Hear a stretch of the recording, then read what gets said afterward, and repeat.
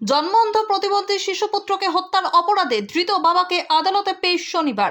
পূর্ব বর্ধমান জেলার মেমারি থানার অধীনে বড় পলাশন 1 নম্বর গ্রাম পঞ্চায়েতের অন্তর্গত কলাদিঘি বাসস্ট্যান্ড সংলগ্ন এলাকায় শিশুপুত্র সূর্য মান্ডিকে পিতা সোনালাল মান্ডি পুত্রকে খুন করার অপরাধে আজ শনিবার আদালতে পেশ করা হয়। মেমারি থানা সূত্রে জানা গিয়েছে, মৃত শিশুপুত্রের মাসি সোনামণি মান্ডি লিখিত অভিযোগের ভিত্তিতে সোনালাল মান্ডিকে গ্রেপ্তার করা হয় এবং সুনির্দিষ্ট ধারায় মামলা রুজু করে আজ শনিবার আদালতে পেশ করা হয়। মৃত্যুঞ্জয় যশের রিপোর্ট, MBS নিউজ।